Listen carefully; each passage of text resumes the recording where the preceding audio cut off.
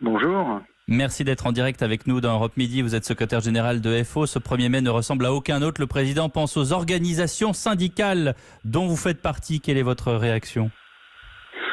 Vous savez, moi j'ai passé l'âge des chamailleries. Le 1er mai, c'est certes une journée de solidarité des travailleurs. Je crois que le président de la République a mentionné cet aspect, mais ça n'est pas une fête du travail.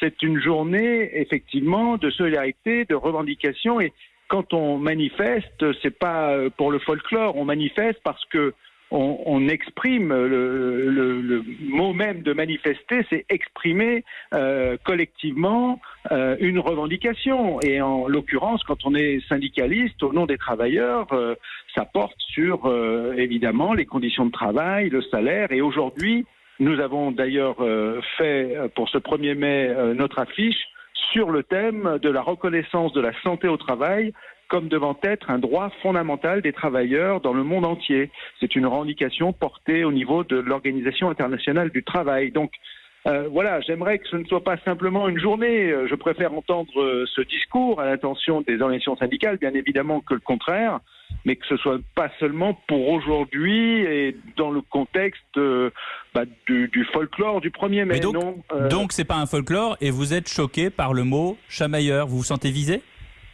Non, je suis pas choqué, mais ce que je veux dire par là, c'est que j'ai passé l'âge de la chamaillerie et le 1er mai, c'est du sérieux pour les organisations syndicales. Et le sérieux, oui, donc c'est vous par êtes choqué. exemple, choqué, non, encore une fois, je réponds. C'est hors propos, c'est hors sujet.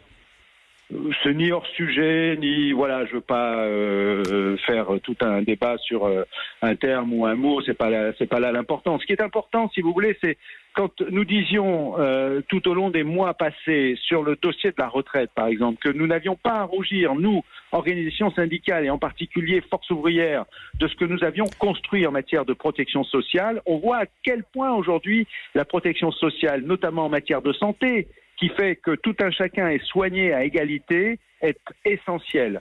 Donc voilà, le 1er mai, s'il doit dire quelque chose, c'est bien cela.